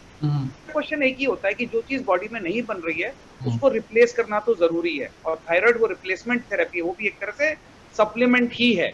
लेकिन अब थायराइड की बीमारी के दौरान कैल्शियम की बॉडी में बहुत कमी हो जाती है, बोन्स बहुत वीक हो जाती है, इसलिए कैल्शियम सबसे जरूरी चीज है। कोई भी हार्मोन बॉडी में जो बनता है वो प्रोटीन का बनता है, इसलिए प्रोटीन बहुत जरूरी है। और किसी भी हार्मोन के सिंथेसिस में सारे विटामिन और मिनरल्स की आवश्यकता होती है, इसलिए डेली की बहुत सख्त आवश्यकता होती है। तो मैं तो बहुत स्ट्रिक्टली ये कहना चाहता हूँ कि थायराइड की बीमारी के दौरान अगर हम किसी को प्रोटीन डेली और कैल्शियम देते हैं तो हम जस्टिफाई कर देते हैं कि वो इससे स्वस्थ रहेगा, एनर्जेटिक रहेगा और उसको बेटर फील हो, और आने वाले वक्त में बीमारी भी बेटर कंट्रोल होगी। बहुत बढ़िया, थैंक यू डॉक्टर साहब, थैंक यू। डॉक्टर विवेक जल्दी से बताएंगे कि अगर ये 5 साल का। जी जी डॉक्टर साहब, पहले मैं इसी में थोड़ा सा मैं बता दूं जी, मैं इसको कैसे एक्सप्लेन करता हूँ थायराइड वाले पार्ट पे। मैं ये कहता हूँ थायराइड जो आपको बीमारी हुई है उसमें क्या होता है, थायराइड एक हार्मोन है वो कम बन रहा है।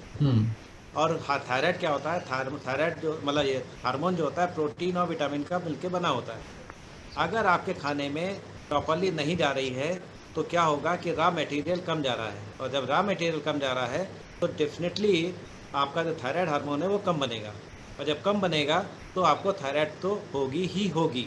कोई बीमारी, कोई दवा आपको ऐसा नहीं रोक सकती या ठीक कर सकती, क्योंकि जब तक ये सप्लीमेंट नहीं होगा जब तक थायराइड हार्मोन बनेगा नहीं। इसलिए ये प्रोटीन विटामिन खाओ, ठीक हो जाओगे, फर्क पड़ेगा, ये कह सकते हैं। बहुत बढ़िया डॉक्टर साहब। 5 साल के बच्चे को हमेशा मतलब जुकाम उखाम रहता है, कोल्ड रहता है, उसके लिए कुछ सप्लीमेंट्स बताएं फटाफट। सर जी, रीजन तो बताने की जरूरत है नहीं क्योंकि बच्चे कैसे पल रहे हैं सबको मालूम है। जी सर। जी, मेनली जो इम्यूनिटी वीक होती है इसलिए ऐसा होता है। जी, अब सबसे बड़ी बात आती है कि आप किस सोशल जो डील कर रहे हो, जिस पेशेंट को या जिस बच्चे को, वो किस इकोनॉमिक स्टेटस का है। अगर ठीक ठाक है, मतलब पुअर है तो मैं उसको किड्स च्यूबल की बात करता हूँ, और अगर थोड़ा ठीक ठाक है तो उसमें विटामिन सी भी जोड़ता हूँ। अब जब से इसमें बसाका सुरसा मुलेठी आ गया है, मैं इसको भी जोड़ देता हूँ, नहीं तो तुलसी भी जोड़ देता हूँ 1 गोली रोज मिनिमम। इस प्रकार से मैं किड्स-च्यूबल, नेचुरल सी और बसाका या तुलसी, ये 3 चीज़ें तो मैं उनको प्रॉपर्ली कहता हूँ कि इसको खाओ कम से कम 2 महीने, उसके बाद बताना कि इससे क्या फ़र्क पड़ा है। और लोगों को फ़र्क पड़ा है, अस्थमा जैसी बीमारी भी ठीक हुई है बच्चों में। जी बिल्कुल सर। बहुत बढ़िया डॉक्टर साहब, थैंक यू। अभी डॉक्टर सोनकर आपसे पूछना है कि वेरिकोज वेन्स जो हैं उनके लिए सप्लीमेंट्स बताइए, रीजन मत बताइए, क्योंकि वो क्या है ना, वो आजकल सब नीली और हरी नसें निकाल के सब घूम रहे हैं और चलने फिरने में, सीढ़ियां चढ़ने तक में दिक्कत है। और फिर से सर एक बार क्वेश्चन रिपीट कर दीजिए सर। वेरिकोज वेन्स के सप्लीमेंट बता दीजिए जल्दी से। किसके सप्लीमेंट सर? Varicose veins. अच्छा, वेरिकोज वेन्स। जी सर, वेरिकोज वेन्स में अगर हम बात करें, हम पीडीओ तो हर किसी को देते हैं जी ना? और अगर इसमें केवल ज्यादा से ज्यादा हम विटामिन सी, जो नेचुरल सी है, हम उसको ऐड कर सकते हैं, और मल्टी कैरोटीन को भी यहाँ पर हम ऐड कर सकते हैं। बहुत अच्छा जी, थैंक यू डॉक्टर साहब। अभी एक सवाल ये है कि why and which supplement should be taken by a woman during pregnancy and post pregnancy during lactating period? जी बताइए डॉक्टर साहब, बच्चों वाले डॉक्टर ही तो बताएंगे। देखिए ऐसा होता है जी कि ड्यूरिंग प्रेगनेंसी क्यों हमको सप्लीमेंट लेना चाहिए। जी, अभी प्रेगनेंसी से पहले आप अकेले थे जी प्रेगनेंसी में आप 2 हो गए हो जी आपके शरीर पर एक कोई आपका भविष्य पल रहा है जी तो डेफिनेटली उसके लिए भी आपको खुराक की आवश्यकता पड़ेगी जो रिकमेंडेशन है जी पर नॉर्मल जो है प्रोटीन का रिक्वायरमेंट आपको 1 ग्राम पर ग्राम बॉडी वेट के हिसाब से होता है लेकिन प्रेगनेंसी में ये आपको 1.5 ग्राम पर ग्राम बॉडी वेट के हिसाब से खाना पड़ता है और लैक्टेशन में ये 1.75 मिलीग्राम पर ग्राम बॉडी वेट के हिसाब से हो जाता है मतलब कि ऑलमोस्ट मोटा मोटा 2 गुना हो जाता है लैक्टेशन में ठीक है हम नॉर्मल रूटीन में अगर हम कैलकुलेट करें तो हमारा खाने का तरीका वही गड़बड़ है हमारा अपना डाइटरी न्यूट्रिशन जो है वो काफ़ी कम है उसको कंप्लीट करने के लिए बच्चे के भविष्य के लिए और बच्चे की प्रॉपर ग्रोथ के लिए क्योंकि मैक्सिमम ग्रोथ जो होती है बच्चे की आपकी प्रेगनेंसी में हो जाती है और उसके बाद जो आपके शुरुआत के 2 साल के अंदर जो बाकी ग्रोथ होती है वो होती है और लास्ट के जो 20% आपकी ग्रोथ होती है वो आपकी 2 से लेकर 10 साल में होती है इसलिए आपको ड्यूरिंग प्रेगनेंसी और लैक्टेशन आपको प्रॉपरली डाइट लेना चाहिए और नहीं ले पा रहे हो तो न्यूट्रिशन सप्लीमेंट के द्वारा आपको वो कंप्लीट करना चाहिए। अच्छा अब इसमें एक सवाल और ऐड करता हूं मैं जी सर। पोस्ट प्रेगनेंसी अगर आप सप्लीमेंट नहीं ले रही हैं जी तो बहुत सारे हार्मोनल इम्बैलेंस सर सबसे बड़ा पार्ट तो यही है कि आज की तारीख में 99% माँ कहती है 99 की बात कर रहा हूँ मैं ऐसे कैसे कह देंगे आप अरे सर मैं तो वही दिखा रहा हूँ सुबह से लेकर रात तक वही तो देखता हूँ आप अच्छा तब ठीक है 99% माँ का शिकायत यही होती है कि बच्चे को दूध नहीं हो रहा है मतलब मुझे दूध नहीं हो रहा है घर में जितने लोग हैं सब एक सुर में बोलते हैं कि दूध नहीं हो रहा है दूध नहीं हो रहा बच्चा बहुत रोता है लेकिन उसकी वजह भी फिर कह रहा हूँ एक बार ड्यूरिंग लैक्टेशन आपको प्रोटीन की रिक्वायरमेंट आपकी 2 गुनी हो गई है क्योंकि वो बच्चा जो है बढ़ रहा है पहले शुरुआत के 4 महीने में उसकी जो ग्रोथ होती है बच्चे की 30 ग्राम पर किलोग्राम पर मंथ के हिसाब से होती है और मतलब 4 महीने में वो बच्चा 2 गुना हो जाता है और उसके बाद फिर वो आगे के 8 महीने में होता है जब इसलिए उसको रिक्वायरमेंट चाहिए और रिक्वायरमेंट आप पूरा कहाँ से करोगे जब आप नॉर्मल डेज में नहीं खा कंप्लीट कर पा रहे हो तो इस पार्ट पे जब आपको एक को पाल रहे हो तो कहाँ से पूरा कर लोगे इसलिए आपको सप्लीमेंट लेना कंपलसरी है आप उसको मान लीजिए आज नहीं करोगे आज सप्लीमेंट नहीं लोगे तो बाद में हम लोगों को एज ए डॉक्टर पैसा दोगे खूब दोगे ठीक है तो मैंने जो है ये मीटिंग ऑर्गेनाइज करी है तो कुछ पैसा आप मुझे भी देंगे नहीं आपको तो मिलेगा अरे ठीक है थैंक यू डॉक्टर साहब सर डॉक्टर विमल सर आपसे पूछना है can degenerated muscles B regenerated through Nutrilite by using Nutrilite थोड़ा क्वेश्चन को मैं ट्विस्ट कर देता हूँ बेसिकली मसल डीजनरेशन तो बहुत ही एक अलग तरह का टर्मिनोलॉजी है और एक अलग तरह की बीमारी है मसल वेस्टिंग बड़ा कॉमन होता है मसल वेस्टिंग शब्द सही है इसमें और मसल वेस्टिंग का मतलब ये होता है कि ट्यूबरकुलोसिस हो गई तो मसल वेस्टिंग हो गई टाइफाइड हो गया बिस्तर पे पड़े रह गए 2 महीने तो मसल वेस्टिंग हो गई फ्रैक्चर हो गया और वो पैर चलाया ही नहीं गया 2 महीने तक प्लास्टर में बंधा रहा तो उस पैर की मसल्स वेस्ट हो गई वेस्टिंग का मतलब मसल का मास कम हो जाना अब मसल को अगर हमारे को दोबारा नॉर्मल पोजीशन पे लाना है सबसे पहली इंपॉर्टेंट चीज है फिजियोथेरेपी अगर वो फिजियोथेरेपी हम नहीं कर रहे तो कोई भी सप्लीमेंट काम नहीं करेगा सेकंड क्वेश्चन ये होता है कि हम उसमें सप्लीमेंट कौन सा लें तो बेस्ट सप्लीमेंट इसका बेस्ट सप्लीमेंट होगा प्रोटीन डेली ओमेगा संग में कैल्शियम और ये भी अच्छी मात्रा में मतलब मैं तो ये कहूंगा मसल वेस्टिंग को अगर हमें ठीक करना है तो प्रॉपर फिजियोथेरेपी के साथ में अगर हम इन सप्लीमेंट की मात्रा को डबल लेते हैं और संग में आयरन की टैबलेट और जरूर लेते हैं लोग सोच ही नहीं पाते लोग आयरन को फीमेल से जोड़ देते हैं और हीमोग्लोबिन से जोड़ देते हैं कई बार इनफैक्ट मसल के अंदर भी आयरन की बहुत सख्त आवश्यकता होती है तो अगर इस तरह की चीजों को हम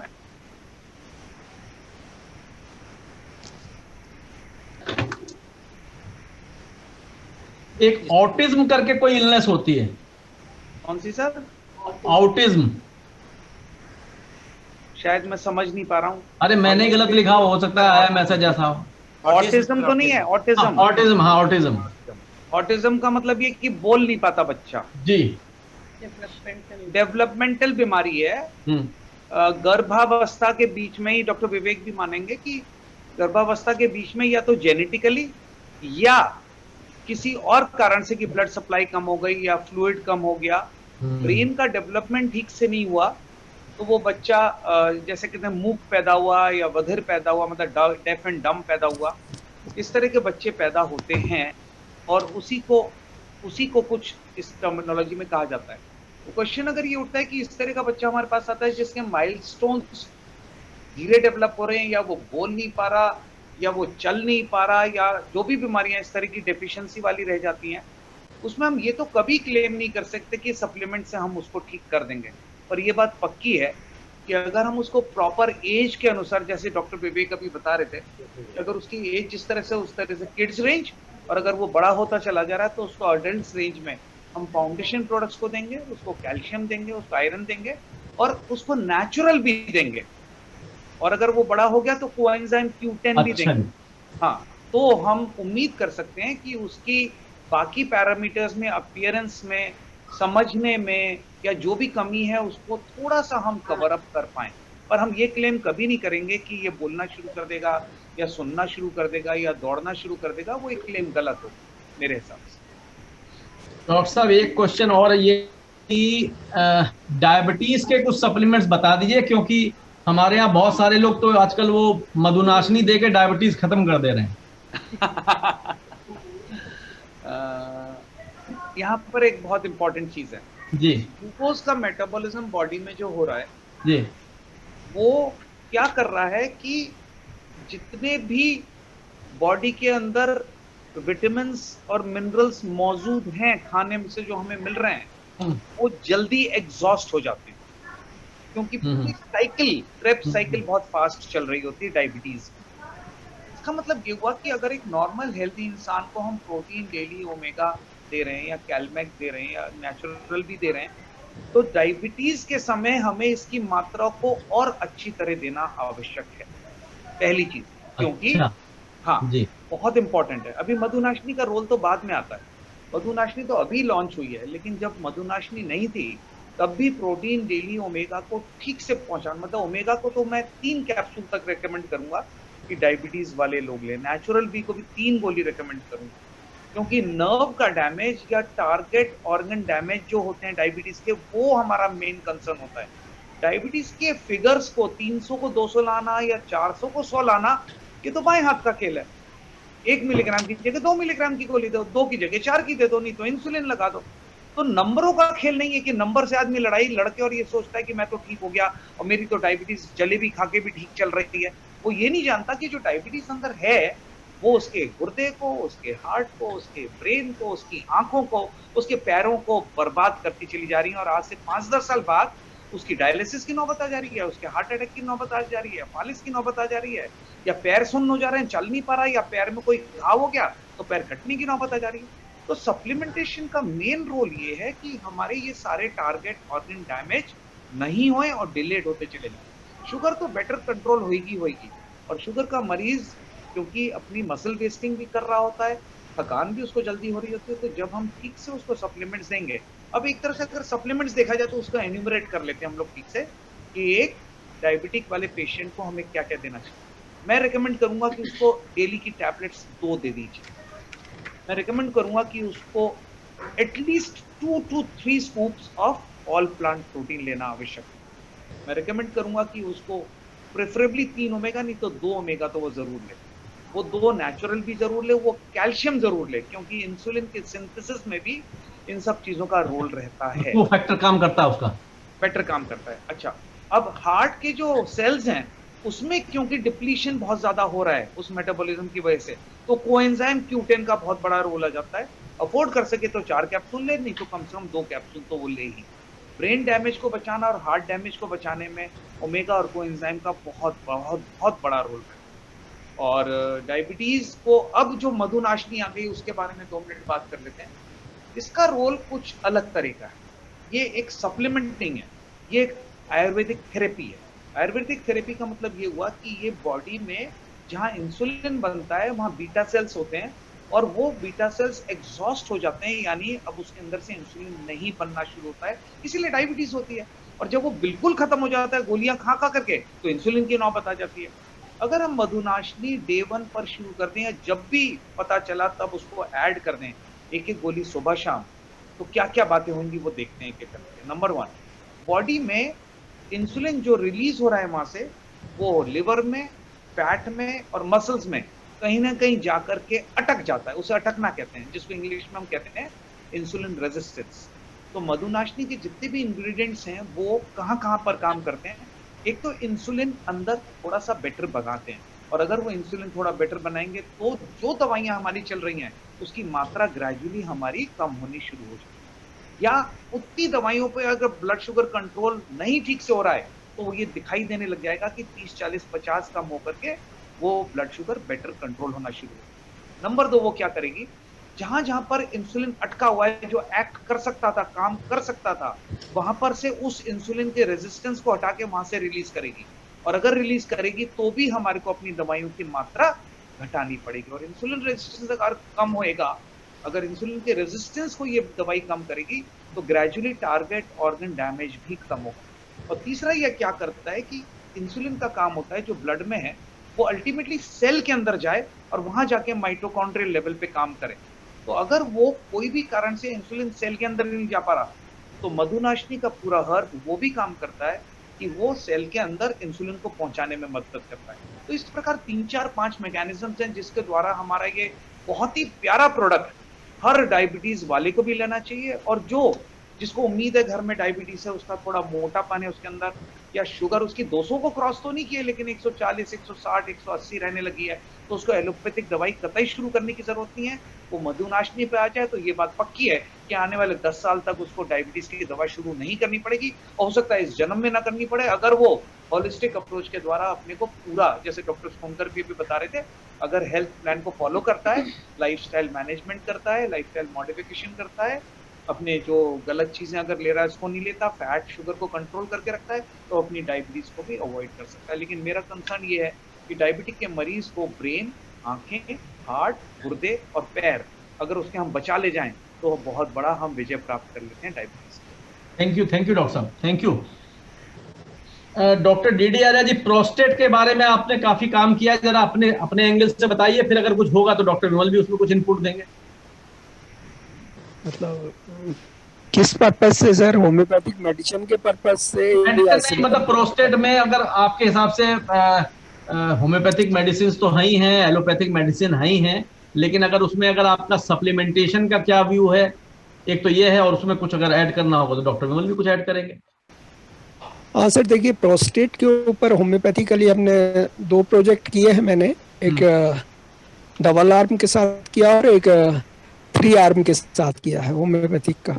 प्रोस्टेट एक एज रिलेटेड प्रॉब्लम है, मतलब मेरा अपने ये मानना है कि यदि आपको सिम्टम है, क्योंकि प्रोस्टेट का साइज तो इंक्रीज होगा ही होगा, जैसे एज रिलेटेड है, सिम्टम कम कर सकते हैं हम होम्योपैथिक दवाई से। और कई बार प्रोस्टेट के साइज भी काफी कम हुए हैं, कि और तो नहीं कह सकता मैं उसको, क्योंकि नॉर्मल तो आएगी नहीं प्रोस्टेट आई थिंक, मगर काफी हद तक काम किया है। जहां तक सप्लीमेंटेशन की बात है, जैसा डॉक्टर साहब ने बताया अभी कि हम लोग पीडीओ रिकमेंड करते हैं और बाकी होलिस्टिक अप्रोच जो है उसको करते हैं।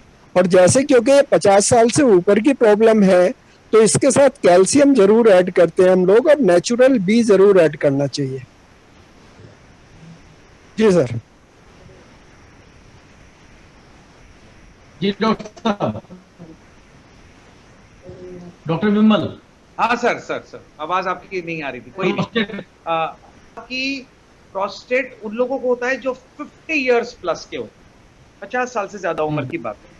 तो जैसे ही सप्लीमेंटेशन की हम बात करेंगे तो हम एक 50 ईयर प्लस पे जो सप्लीमेंट्स की जरूरत है उनको तो हम बेसिकली देना ही चाहेंगे। प्रोस्टेट कोई बीमारी नहीं है, एक physiological increase in size of the prostate है जो हार्मोनल कारणों से 50 साल, 65 साल, 55 साल, 60 साल, 65 साल की उम्र पे होता है। और 95% मतलब मेन को तो होना ही होना है, चाहे उनको ऑपरेशन कराने की नौबत आए या वो दवाई पर ही टिके रहे। तो फाउंडेशन प्रोडक्ट्स का लेना कोएंजाइम Q10 का लेना, ओमेगा की मात्रा को डबल रखना, नेचुरल भी लेना और कैल्शियम लेना इसमें उचित रहेगा, क्योंकि वो एज रिलेटेड सप्लीमेंट्स भी कहलाएंगे और बीमारियों को भी कंट्रोल करेंगे। मैं ये कतई नहीं कहूंगा कि प्रोस्टेट कम होएगा, ये तो बिल्कुल नहीं क्लेम किया जा सकता, लेकिन हाँ सिम्टोमेटिक रिलीफ जरूर उनको महसूस होगा। जी, प्रेग्नेंट वुमेन अगर प्रोटीन किसी भी फॉर्म में नहीं ले रही है सप्लीमेंट में, तो कैसे क्या दें? ये सवाल तो बड़ा इंटरेस्टिंग है वैसे तो, कि अगर कोई लेना ही नहीं चाह रहा और उसको वही नहीं हो रहा तो क्या दें? सप्लीमेंट ना लेना चाहे तो, हाँ तो चिकन विकन दें क्या? मतलब प्रोटीन का पाउडर ना लेना चाहे तो, हाँ मतलब प्रोटीन पाउडर अब सब्जी में भी, पराठे में भी, और उसमें दूध में ना लेना चाहे तो क्या दें? फिर प्रोटीन कैसे फुलफिल होगा? दूध में नहीं लेना चाहिए। नहीं किसी में नहीं, वो तो कह रहे हैं प्रोटीन का पाउडर घर में ही ना आए, कहने का मतलब है साफ साफ। नहीं दूध में नहीं कुछ ले ऐसा रहे, लग रहा है। सबसे बेटर सर अच्छा मतलब वो किसी तरह से भी उनको नहीं हो रहा है। डेली की टैबलेट प्रेग्नेंट लेडी को दी, डेली की टैबलेट प्रेग्नेंट लेडी को दी जा सकती है कि नहीं? हाँ फर्स्ट ट्राइमेस्टर के बाद, 4th मंथ में, 4 मंथ में, 3 मंथ्स बाद। जी। कुछ माइग्रेन और नर्वस सिस्टम के बारे में कुछ बात हो पाएगी? माइग्रेन एक अलग चीज हुई है और नर्वस सिस्टम में तो बहुत सारी और बीमारियां आ जाती हैं, लेकिन जब भी ब्रेन की हम बात करते हैं तो नर्व की जो माइलिन शीथ होती है उसके लिए नेचुरल भी का बहुत बड़ा रोल होता है, और ब्रेन के जितने भी सेल्स होते हैं उसमें क्योंकि ओमेगा का बहुत बड़ा रोल है और कोएंजाइम Q10 का बहुत बड़ा रोल है। तो बाकी कोई भी सप्लीमेंट वो ले, लेकिन ये 3 सप्लीमेंट जरूर ले, enzyme Q10, omega and natural भी। इसके अलावा मैं ये तो कतई नहीं कहूंगा कि प्रोटीन ना ले, वो तो जरूर ले, डेली जरूर ले, लेकिन ये 3 फॉरवर्ड रहेंगे बिल्कुल स्पेसिफिक आंसर के लिए कि ब्रेन की माइग्रेन या ब्रेन की कोई और बात है उसमें क्या दिया सर। जी सर ब्राह्मी का कोई रोल माइग्रेन में? हाँ very good very good. Memory loss होता है या इंटेलेक्ट कम होता है या भूलने की बीमारी होती है या ओल्ड एज प्रॉब्लम्स होती हैं या बच्चे को याददाश्त कम होती है, तो ब्राह्मी का बहुत बड़ा रोल है, ब्राह्मी जरूर जरूर देनी चाहिए। थैंक यू डॉक्टर सोनकर, याद दिला। बहुत बढ़िया सर।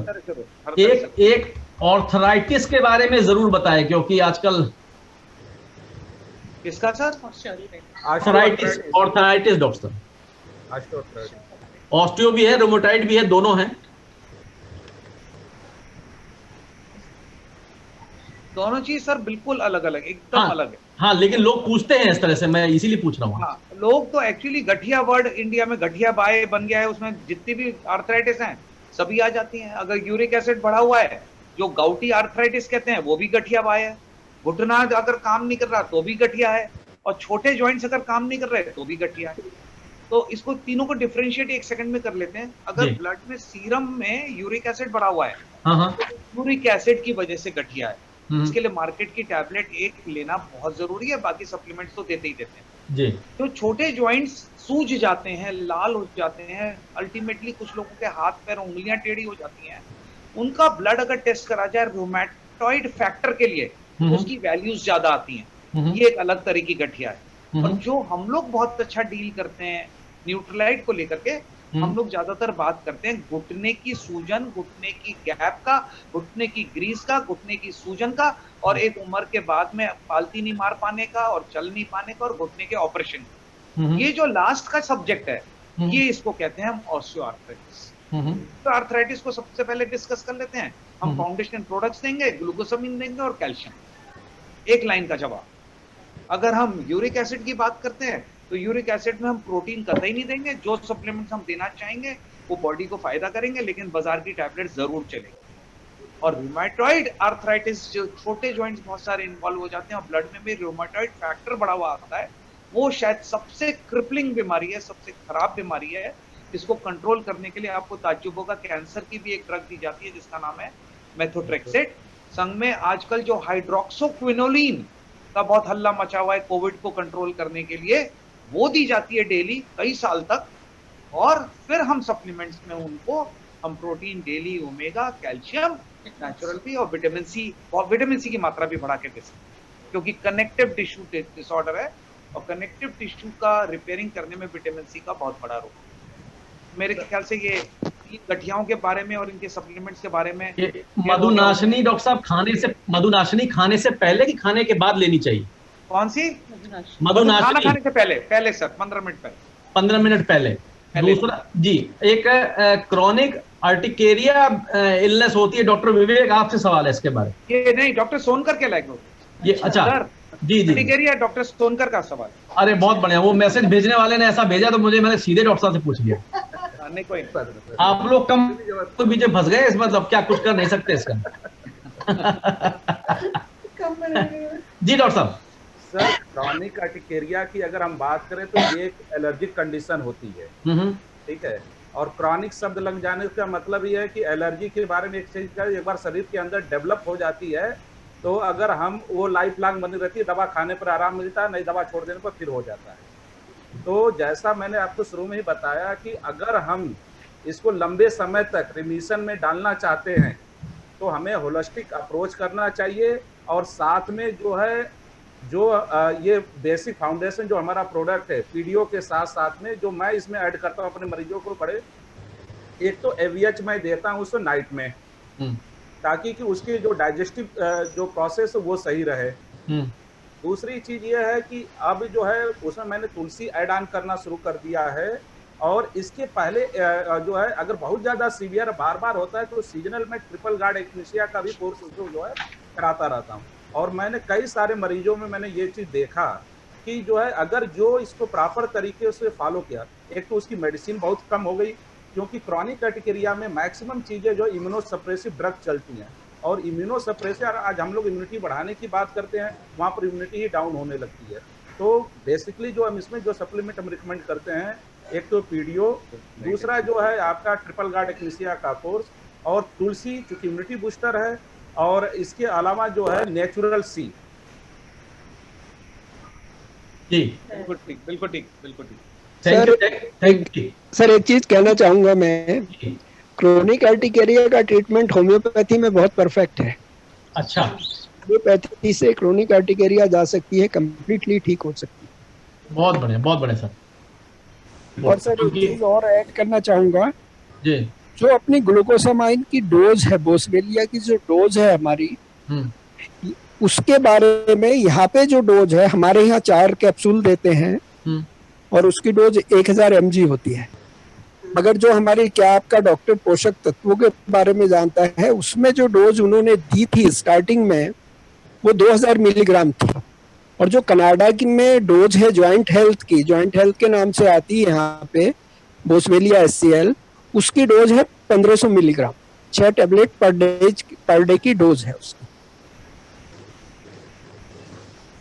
अब आपके यहाँ कितनी होनी चाहिए ये डॉक्टर साहब ज्यादा अच्छा बता सकते हैं। मैं बताता हूँ इसके बारे में। एक लाइन बताऊंगा जो सबका जानना बहुत बहुत बहुत आवश्यक है, क्योंकि इससे बड़ा प्रश्न उठ जाता है, हमारी बहुत बड़ा क्वेश्चन मार्क लग जाता है। हमारी नेचुरल सी पे जो मात्र 40 मिलीग्राम दे रही है, और वर्ल्ड के कई कंट्रीज में 160 मिलीग्राम, 220 मिलीग्राम, 300 मिलीग्राम, और ऑस्ट्रेलिया में तो 540 मिलीग्राम तक की टैबलेट एम्बे के द्वारा मार्केट की जा रही है। जी, कनाडा में 540 है सर। 540 है, हाँ चलिए, वेरी गुड।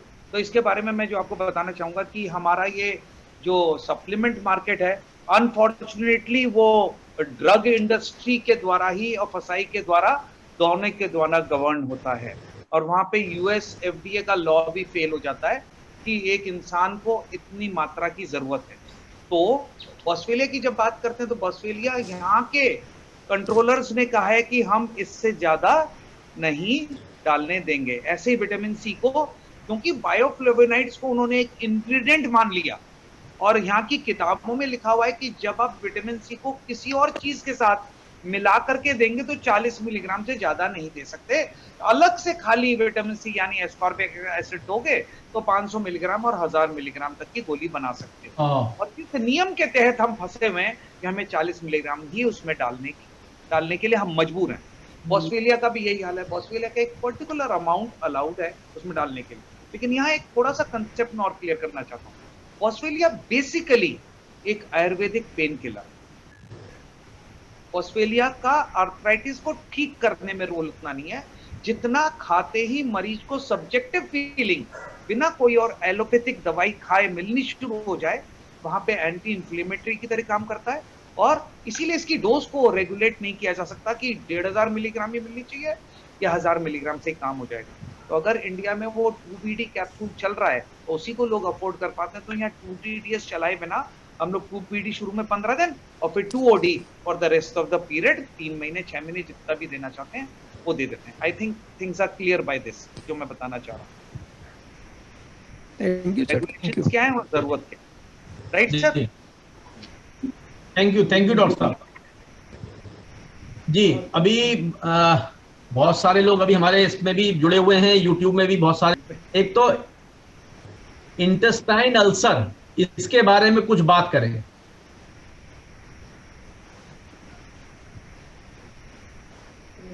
इसमें भी एक इसको डिफरेंशिएट कर लेते हैं।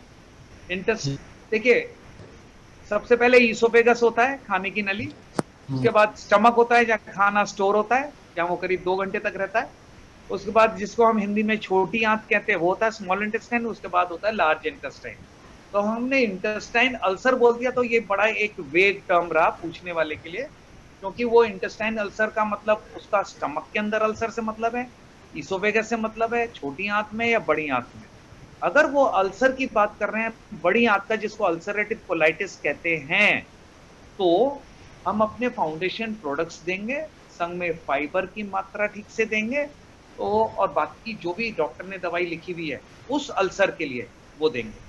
अगर हम स्टमक के अल्सर की बात करें, जिसको हम पेप्टिक अल्सर कहते हैं, जी, उसके लिए भी हम फाइबर देंगे, उसके लिए हम विटामिन नेचुरल सी की मात्रा बढ़ाएंगे और हम फाउंडेशन प्रोडक्ट्स देंगे। नेचुरल बी का भी बहुत बड़ा रोल रहेगा उसके अंदर, क्योंकि जितने भी अल्सर ईसोफेगस से लेके स्टमक से लेके इंटेस्टाइन, देखिए पूरी आंतें 30 फुट की आंत है मुंह से लेकर के और लेट्रिन के रास्ते तक, और ये डिफरेंट पार्ट्स में डिफरेंट टाइप ऑफ अल्सर, उसमें उनका ईटियोलॉजी, उनका कारण अलग होता है। इसलिए सप्लीमेंट्स तो बेसिक तो दे ही सकते हैं, लेकिन जिस जिस एरिया का होगा उस प्रकार से सप्लीमेंट का एडिशन और सब्ट्रैक्शन बदलता चला जाए। Thank you sir. अब एक तो ब्रोंकाइटिस के बारे में कुछ पूछ रहे हैं, कुछ वेट लॉस के बारे में। एक्चुअली अभी अब मेरा मोबाइल जो है वो विविध भारती की तरह से हो गया है, फरमाइशी विविध भारती के गानों की तरह, अब फरमाइशी नगमे की तरह जो है फरमाइशी डिजीज अब मुझसे पूछी जा रही है। तो मतलब ये 2 बताएं, फिर मैं अब देखता हूँ क्या करना है। Bronchitis and weight loss. Bronchitis की बात पहले कर लेते हैं 1 मिनट में। ब्रोंकाइटिस बेसिकली लंग्स का एक क्रोनिक इन्फेक्शन है, जहां पर हमारी सांस की नलियां अंदर जो एक्सपेल करने के जो सीलिया या छोटे छोटे हेयर कहते हैं वो खत्म होते चले जाते हैं, और वो इंसान अपने बलगम को बाहर जो नेचुरली निकलना चाहिए उस मैकेनिज्म को खोता चला जाता है। तो वो बलगम क्योंकि अंदर इकट्ठा होना शुरू हो जाता है, तो 3 बातें उसके अंदर होती हैं। बलगम इकट्ठा होगा तो वो सड़ेगा तो बुखार देगा, सांस फुलाएगा और धीरे धीरे सांस की नलियों को भी खराब करेगा। सिगरेट पीने वालों को ब्रोंकाइटिस ज्यादा होती है, एयर के पॉल्यूशन से ब्रोंकाइटिस ज्यादा होती है, और लैक ऑफ सप्लीमेंट से भी ब्रोंकाइटिस ज्यादा होती है। तो ब्रोंकाइटिस के लिए हम रेस्पिरेटरी इम्यून सिस्टम को बढ़ाने के लिए आज की तारीख में जो कोविड की लड़ाई के लिए बहुत अच्छी तरह प्रमोट कर रहे हैं, विटामिन सी को, एकिनेशिया को, तुलसी को, वसाका को, फाउंडेशन प्रोडक्ट्स के अलावा ये 4 प्रोडक्ट्स जरूर देंगे। और अगर वो इंसान तंबाकू या सिगरेट का कोई इस्तेमाल कर रहा है तो उसको सबसे पहले बंद कराएंगे, उसके अलावा इसको देने, मतलब उसको बंद कराए बिना ये देने का कोई फायदा नहीं होता। रहा वेट लॉस की बात, वेट लॉस एक सिंपल प्रोसेस नहीं है। वेट लॉस कैंसर से है या टीबी से है या डायबिटीज से है या किससे है, ये बहुत बड़ा कारण है। अगर क्वेश्चन ये है कि वेट लॉस करना है, वेट लॉस करना है, वेट मैनेजमेंट बेसिकली। अच्छा, वेट मैनेजमेंट, मैंने कहा वेट लॉस किसी को हो रहा है तो उसको ठीक करना है। ये एक सब्जेक्ट अपने में बहुत ही यूनिक है। मैं चाहूंगा पैनल में बाकी डॉक्टर्स हैं, उसमें से कोई इसके बारे में बोलना चाहे तो फॉरवर्ड आए, क्योंकि कुछ लोग जो है वो बोलते हैं कि वो आपका सर, मेरे ख्याल से वेट मैनेजमेंट अपने में एक बड़ा सब्जेक्ट है, उसको अगली बार के लिए रख लीजिए सर। हाँ, उसको अगली बार के लिए रख लीजिए सर। चलिए, अब मेरी आप लोगों से ये रिक्वेस्ट है कि आप 2 से 3 मिनट में अपनी सोच हेल्थ वाइज कोई सजेशन। सर, एक तो सबसे पहले जब भी आप सो के उठेंगे थोड़ा सा समय निकालिए धूप में जरूर बैठा करिए, जिसको कि हम लोगों ने छोड़ दिया है। हमारा ये मानना है कि हम लोग काले पड़ जा रहे हैं, ये हो जा रहे हैं, वो हो जा रहे हैं, फलाने हो जा रहे हैं, दिमागी हो रहे हैं। और धूप जो होती है बहुत बड़ी एंटीसेप्टिक होती है और धूप से हमारे शरीर की बहुत सी बीमारियाँ कंट्रोल हो सकती है। इसलिए धूप में बैठना जरूर चाहिए, एक चीज़। दूसरा, हमको बच्चों को खेलने के लिए समय जरूर देना चाहिए। आप कितने व्यस्त हो इससे कोई मतलब नहीं करते, लेकिन आपका बच्चा जो है आपका भविष्य है। अगर आप बच्चे को समय नहीं निकाल रहे हैं, उसको खेलने के मैदान में नहीं ले जा रहे हैं, तो फिर आप सोचिए कि आप अपना नुकसान कर रहे हैं। क्योंकि खेलने से बहुत सी बीमारियां, बहुत से, सबसे बड़ा बात है इंटेलिजेंस बढ़ता है और बहुत सी बीमारियां आपकी कंट्रोल होती है। और बच्चा भी होता है, शार्प माइंड होता है और वो दुनिया को दिखता है, देखता है, सीखता है। इसलिए जो है खेलना बहुत ज़रूरी है। तीसरी चीज़, डेफिनेटली यहाँ पर हम लोग दिन में सीढ़ी चलाते हैं और सीढ़ी चलाने में क्या होता है, हमको पॉजिटिव इन्फॉर्मेशन मिलती है, एक पॉजिटिव वाइब्रेशन मिलता है और वो वाइब्रेशन जो है बच्चे भी एक्सेप्ट करते हैं कहीं ना कहीं पर, और वही जो चीज़ आती है वो बच्चे जो सीखते हैं वो इंसान बनते हैं, जो बहुत ही ज़रूरी है।